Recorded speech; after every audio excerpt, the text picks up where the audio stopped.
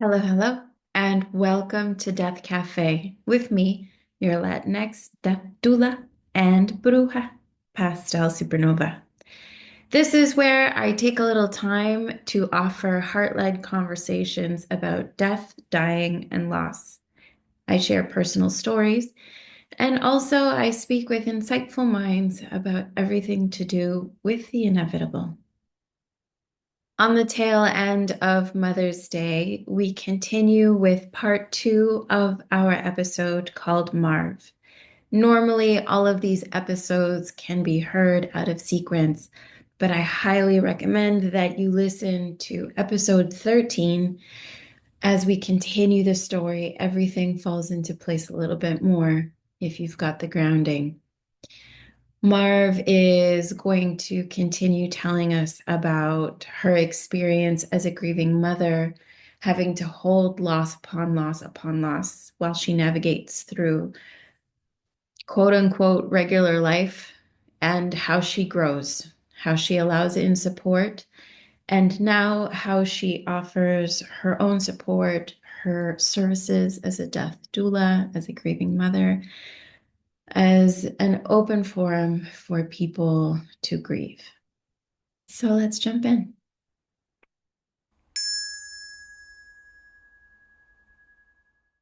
Welcome back. Well, thank you. I would love to start today off by hearing a little bit about your son. What was he like? Well, let's go with absolute open and honest because that's what we do. Before he died, we were just starting to get to a relationship, him and I. What happens when mothers and children are too much alike is that there's a lot of static. That's kind of how that goes. There was a rather difficult relationship that I had when Keenan started, just before Keenan started kindergarten. I started with a relationship that was mentally abusive. Um, and he was not the kid that shut up about it ever. He was what I call the poster child of ADHD. He bouncing all over the place. I have pictures of him climbing walls. Um, he was he was, Tigger in human form. Oh, wow. Okay. um, and believe it or not, I loved that about him. He Yeah. had an adventurous spirit. He was boisterous and loud. And when he had an issue, you had absolutely no problem figuring out what that issue was because he was very open, just told you about it, sometimes in a manner that would make you go, what did you just say? But, you know, but it was known. It was always known. And when he was young, him and I were tight. He did not want to hang out with other adult type people. Just like some of my favorite memories were having, um, I would lay on the couch watching movies and I would have one child in front of me, one child on top of me, and one child on my legs, and then Mhm. a dog on the floor in front of me. Those are some of my favorite memories. And I go back to those when I'm feeling blah or yucky or sad or whatever, because those are the memories I want to keep. When he hit his teen years, he was very angry at the world. And the relationship that was mentally and verbally abusive had come to an end. And I hit a major depression. And it wasn't quite there for him the way he needed me to be there for him for a period of time. And he lost faith in me. And recovering that part of the relationship during teen years is virtually impossible. So he had gone to using drugs and alcohol. So by 15 years old, he was an addict. He was full on, you know, and I was enabling him because I didn't want to lose him. So it came to a point one time when just, I don't know, just a month or so before he turned 16, he had been injured with a knife. And it was just his pinky finger, but his pinky finger would never bend again because it was in the tendon. And it kind of scared me. And one of his other older friends had been arrested and put in jail for attempted murder. So I was even more scared. So I called my sister and asked her if he could come and stay with her. Um, and I packed him up and brought him to Saturna Island, and he lived with her for a little over a year. It didn't solve any of his addiction issues. It didn't solve any of his trauma issues. It didn't help in any way other than it kept him safe, which is honestly a bonus. When he came back, a lot of the people that he had been hanging around with were in jail. So they were no longer able to influence him, but the relationship was still very strained. So he went and did his thing. You know, he was ADHD. So it went from cooking to working at the fair to um, living on a sailboat to hauling firewood and cooking some more and whatever. He was all over the place. And he ended up back on the island um, because that was his safe place and he felt most secure there. And we were able to have some meaningful conversations. Not always, but sometimes. Sometimes he would just be drunk and angry and call me to yell, and I would take it most of the time. But mm, it didn't help anything. We were just starting to get to the point where he was going to be coming up. My now husband and I were just planning on getting married, and he was going to come and attend the wedding. And that would have been where we would have been able to fully reconnect, I think. But he still lived on a sailboat, which really kind of cool. At least I think it is super cool. Something I would have done had I had the opportunity. And one night, um, him and his friend went to the pub down Saturna, and they were, you know, 21 years old and getting into mischief and being ridiculous young male individuals. Just, we know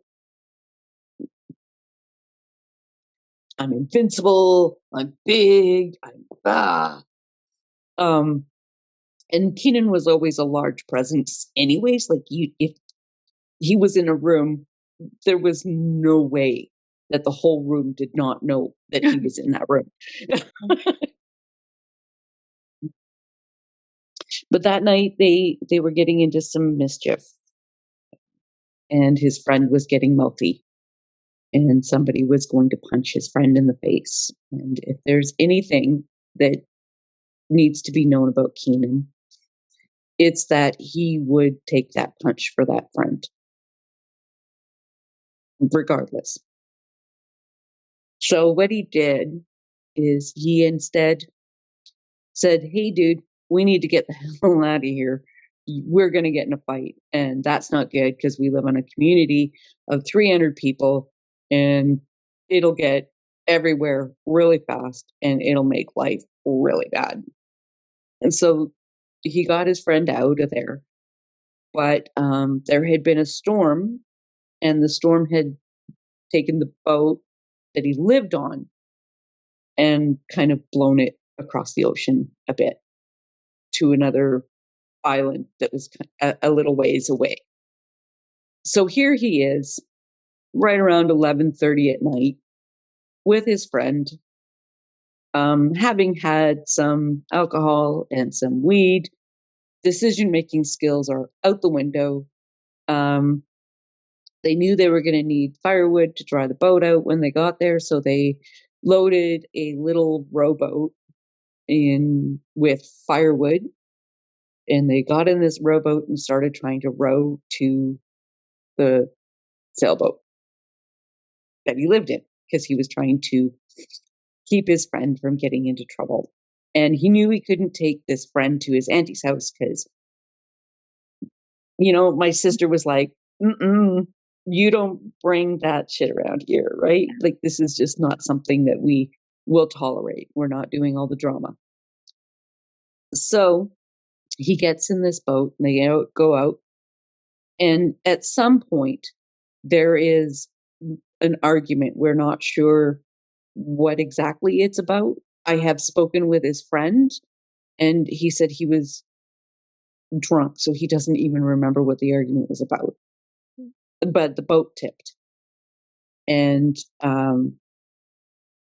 the after the boat tipped, the argument then became which way to go. And I know how stubborn my son is, and he went, "No, I know the right way to go." And so they kind of swam in different directions. Oh. They didn't stay together. His friend made it to shore and made it to help at about 4 o'clock in the morning. And Keenan was never a strong swimmer, so he just never made it to shore. Interestingly, they found him with his gum boots still on. He didn't even kick off his boots. Right. So, you know, um, that means something to me, because he would be like, no, no, I need my gum boots to keep my feet dry. Right. Yeah. Like, that's just the person he was. So for 4 days after that, they searched. The police would search for him on all the little islands that are around. Most of those are uninhabited islands, so they would be, they went and did all their search and rescue stuff. Before, it was 48 hours that they were willing to do that. So before I even got a chance to leave my home to get down there, they were already giving up a search. And I was not happy about that. Let's say that, to be the least. Um, Fortunately, there is a not-for-profit society um, in the Victoria area that is a basically for body recoveries, to help families to have the closure. I can't remember what their name is right now, but it's something with a legacy, and it's in Victoria. The people that started it had exactly this kind of a scenario happen, where law enforcement only searches for 48 hours, and it never seems like enough time. Yeah. Because it's not. But I understand their resources need to go, in priority sequence. So, anyways, the Legacy Society then took over and continued the search in the area where the believed boat went missing, or the boat tipped over. They did find the boat that they were in, um, but it was a long, long ways from where they found Keenan. It was exactly 7 days, and they found him. It wasn't necessarily a relief that they found him. because that meant that he was dead. That whole time I was like, well, I do know that I taught him survival skills. We went to scouts. He knows how to start fires. He knows how to trap food. He knows what plants are edible. Like we did these things when, like that's what we do. We're northern people. We figure out how to survive in the wilderness. Like we do that stuff. So I always had that little bit of, what if he's still out there? And they just didn't quite see him. Like, what if? And when they found him, that was over. That little bit of hope was now over. So it wasn't really a relief. It was undescribable. It's pain, but it's not pain, but it's like this whole other feeling. And it was so much different than when it was Felicia, because it was 4 years later. And a completely different relationship, because number one, he was him. Yeah. And there's always a different relationship with each child, regardless of how much you try to be equal. Yeah. Every child they have their own personality, and you have your own, there's a different type of relationship. And I realized that every loss is completely fresh and new, but still has a part of the previous loss attached to it. And that was actually, I know it sounds corny or weird or whatever, but it was something that I realized even in the midst of doing that, in the midst of having to go and pick up his effects. And honestly, there are still times when I'm like, is it even real?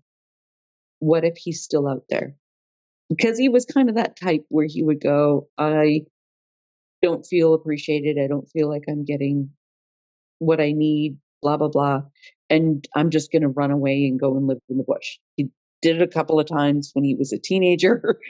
um, you know, so I have that kind of still kind of in the back of my head.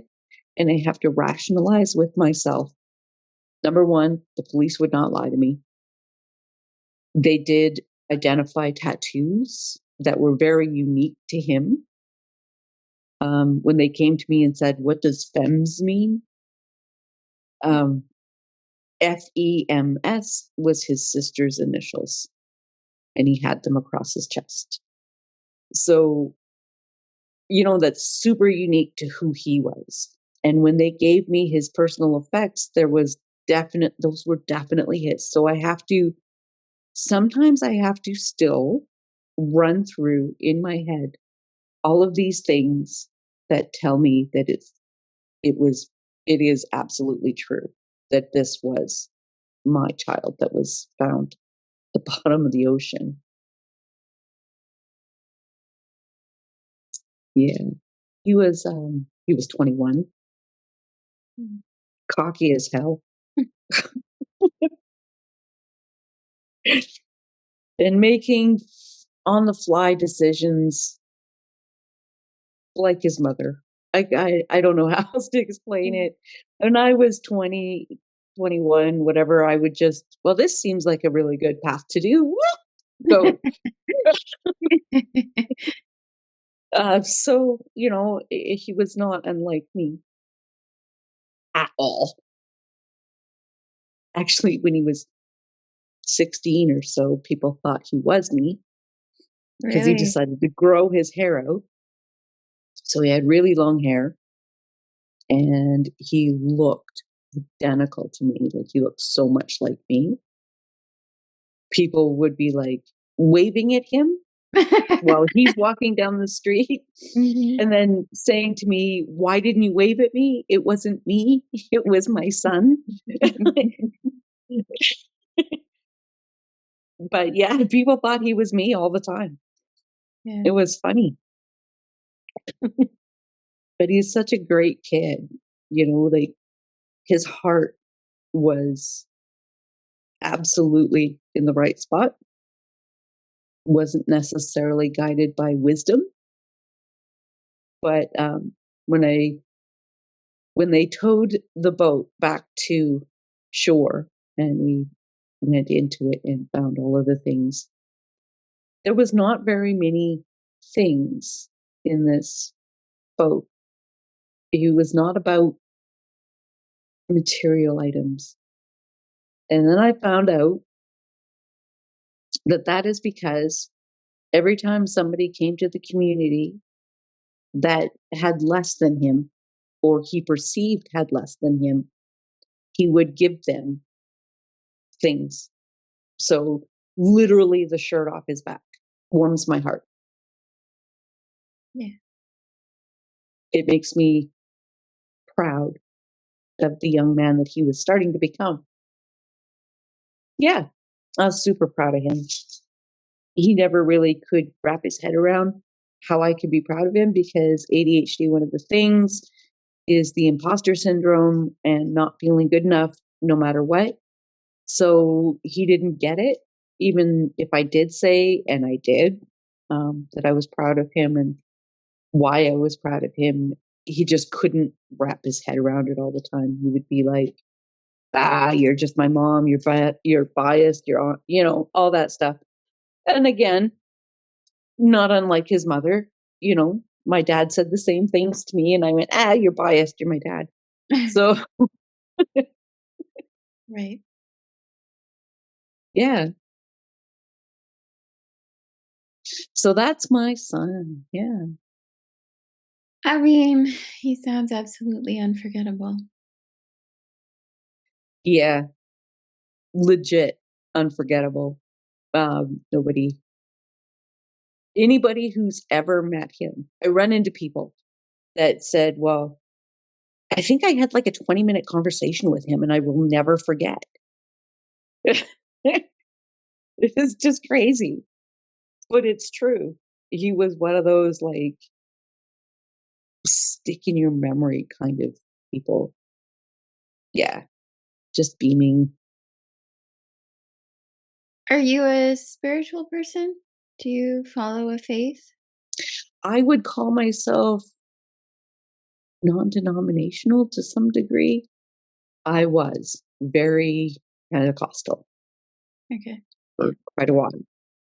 I find the construct of religion to be too confining. And that's kind of how I feel like I'm spiritual because we all have a spiritual part of us. But I find now I'm leaning more towards the spirits that are earth and fire and the elemental type. I'm not sure what to call it, but it's more. Some of my friends call it the woo woo stuff, Mhm. I'm all about it. and I will accept that. Woo woo sounds like a fabulous religion to be. Yeah. But taking from the practices of the First Nations people with cleansings and the sage, and I've kind of taken from a lot of different places and kind of incorporated them into what feels good for me. And I think that that is probably the best you could do, my opinion. I ask because this is a lot. You told us the story before. You have another child and you have other things in your life going on. It's just a lot of stuff piling on, and uh, I wonder, yeah, what you were leaning on, Was there faith at that time to help you? Was like in terms of non-human support? I feel like there was, but I wouldn't have been able to recognize it. So my parents were very, very Christian, and my dad specifically embodied what I would consider a Christian person. Okay. Um, so the word Christian means Christ-like, and if you look at Christ's or Jesus's actual example, there's not a lot of people on this earth that follow that example for real. My dad was open, he was forgiving, he would support me regardless. I could have come to him and said I was a Satanist and he would still have loved me. That would never change him. He would be disappointed, he would have all these other emotions, but he would have still loved me. Right. I never had that fear. And my dad passed away in 2003.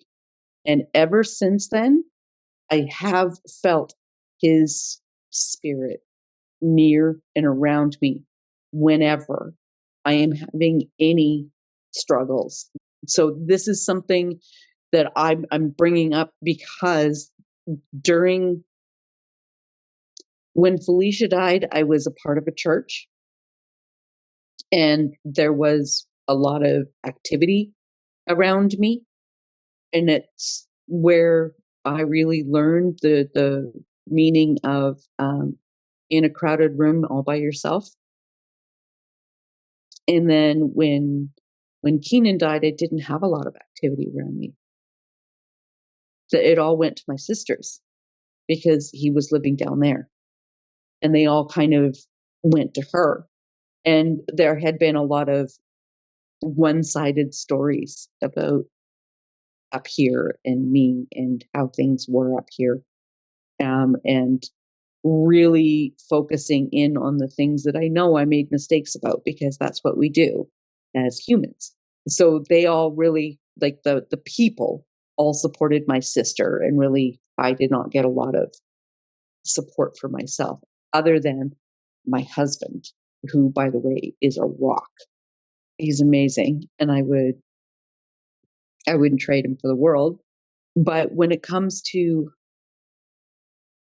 the spiritual realm, when Keenan died, I was no longer a part of the church for reasons that we won't discuss. That would make this way too long. But I had just started exploring outside spiritual stuff, the stuff that the church will tell you is evil, but it's really not. It's kind of all the same. Yeah.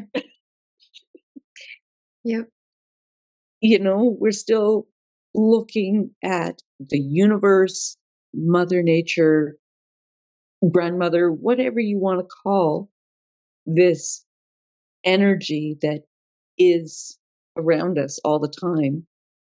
It's all there, and we all know it, and we all have a different name for it. And it really doesn't matter what you call it. You could call him George.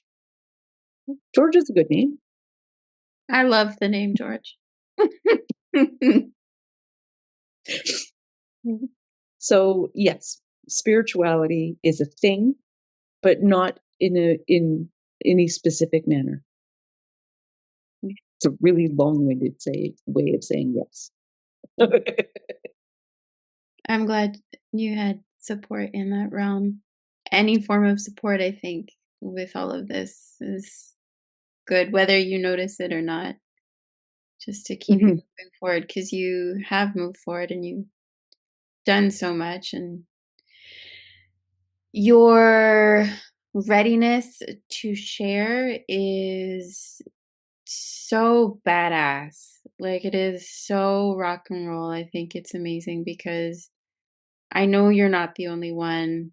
And I know we both know that a lot of people already don't talk about this for so many reasons. mhm. so many things that we can get into that I want to get into, but I'm just going to wait for you to write a book and I will read it. I might sprinkle some more questions along the way, but do you have talks? Like, what do you say, or what would you say to other parents who might be dealing with both suicide, addiction, estrangement? Uh, You've really faced all of it. I have, yeah. Yeah. I People tell me I'm strong. I think I'm tenacious, stubborn, maybe. There's always this thought in the back of my head, always, that there has to be something more. There has to be something more. I need to have some sort of um, purpose. So for me, learning about grief and grieving and death and dying and becoming a doula is about making their lives matter, right? Their lives and their deaths, they mean something. Not everybody has that, and not everybody needs to have that. Because imagine if everybody that had a loss wrote a book, like, go for it. Everybody should, but there would be nothing else on the bookshelves. Finding your purpose in all of this is what the goal is. You're never going to see it at the beginning. You're never going to see it. That whole everything happens for a reason thing, it's crap. You don't want to say that to somebody ever, ever. Not in any circumstance. I don't care if your goldfish died. I'm sorry. That makes me sad for you, with you. I see your pain. Understand that I'm here to listen. I will hear anything you need to say. And understand that I have seen already death on a grand scale. I try to tell people often, you're okay to tell me the details. Because that was kind of the one thing that I would never tell anybody. Okay. Those little details, what I saw, what I smelled, um, the things that won't leave your head. When you close your eyes at night, the first thing you see is the scene that traumatized you. And I wouldn't tell anybody because I didn't want to traumatize anybody until I had a counselor once that said, just say it, just say the thing. And I went, all right, you asked for it. So I gave her the full on description of what I found.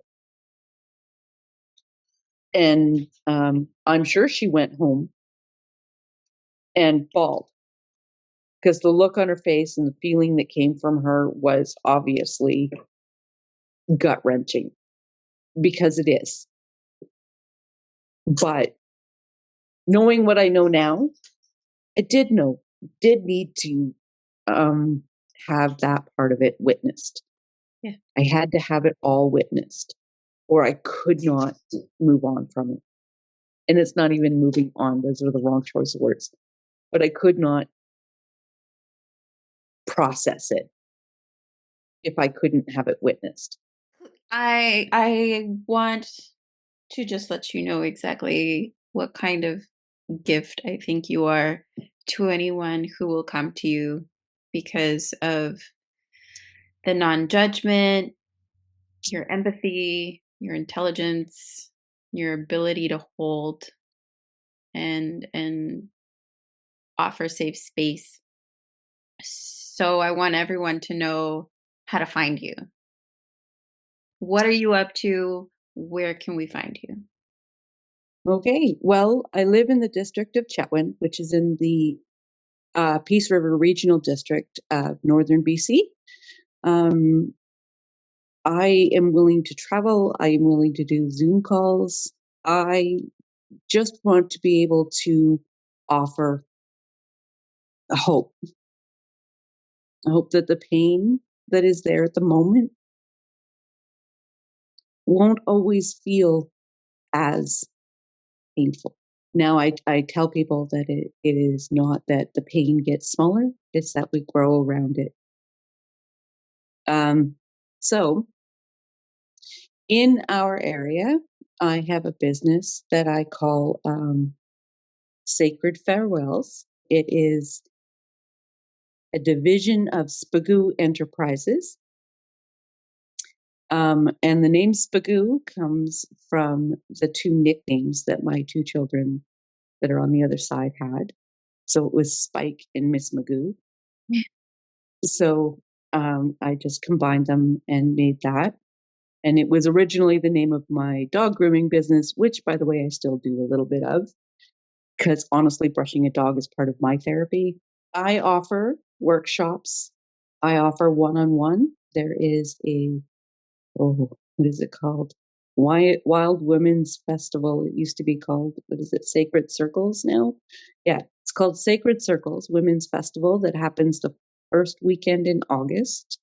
It's actually in the Hudson's Hope uh, district at Cameron Lake. I will be setting up a grief shrine for the sacred work of grieving. In that shrine is basically a place for release and witnessing. I am very optimistic that this will take off given the right circumstances.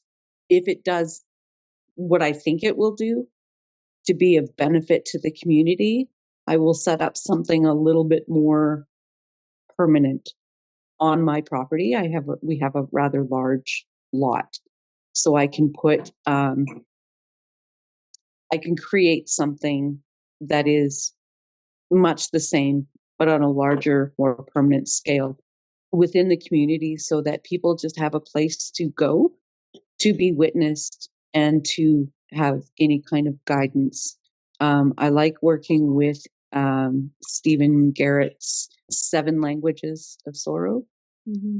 I quite enjoy those. Those are something that I seem to be able to do like sessions around using those languages to create specialized and individualized programs for people to work through and allow the feels to be felt, because feels don't go away until they're felt and witnessed. And this is something I've learned the hard way more than once. Still, when something happens, I still want to internalize, right? Even small things. I think even more so after all the things that have kind of happened, because I get really tired of the, oh, who are you? Or the looks or the, like I don't want to be in that zone anymore. This is taking all of that pain, all of that sorrow that I've had and turning it into a roadmap for other people. I'm excited to do it. I'm excited to share. Right now, I am still working full time at the District of Chetwynd by law enforcement. You can reach me there. My employers will not be upset if you call me at work because they know, as so long as I keep it short, which I, sometimes have trouble with. But they're very accepting of all of the different things that I'm doing because I am um, attempting to provide a good service within the community. And I am hoping that once I retire, which could be 5 years, could be 10, then I will start working in the District of Chetwynd Hospital, which is also the hospice. area, right? So that's where we do have a ward um, dedicated to long-term care.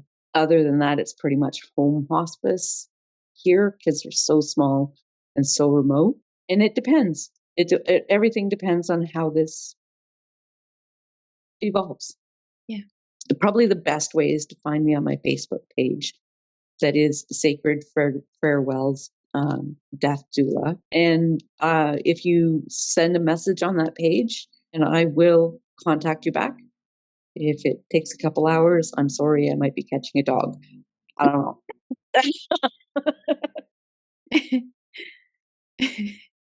know. Or I could be, I don't know. Sometimes I take a shower. I have a workshop planned that is coinciding with or partnering with the Linda Christina House here, which is the name of our abused women's shelter support society. It is named after a woman who was brutally murdered by her spouse in our community. And it's another legacy for a tragedy. And that is exactly what I'm trying to do here. There is tragedy everywhere, and there needs to be legacy of healing.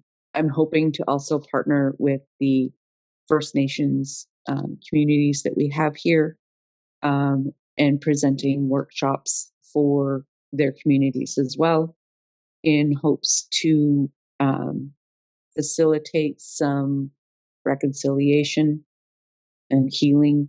It's devastating, the generational harm that has gone on in our country, and healing needs to start, and it has to start somewhere. And I am one person, and one person can make a difference, and that's my belief. Absolutely. The project you've got in mind and the idea of making it permanent, I just think what a beautiful concept that is. And I really look forward to seeing how that evolves. That sounds uh, energizing. Yeah, yeah, it's a goal. It's my, and we'll see how it turns out, because Yeah. everything that seems to be happening is like ever evolving. Yeah, of course. Right. Yeah. So I mean, I want to make I also want to do at some point I want to have my own um weekend away.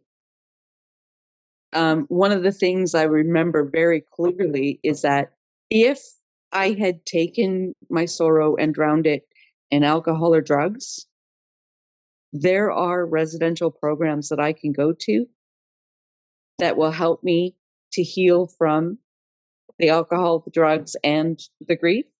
Mm. But because I chose not to resort to substances, there is not a place. Oh, okay. So I would absolutely love if I could create a place, even if it's just a weekend, one weekend a year, where those that are grieving can just show up and get some guidance, some love, some empathy, some tools in an area that is not going to be, an hour at a time. Right. You know, Mhm.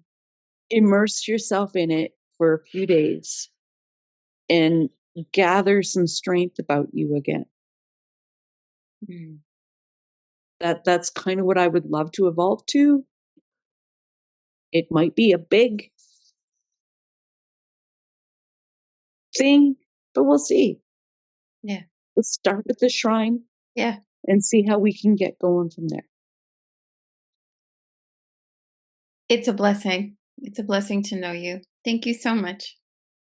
You're welcome.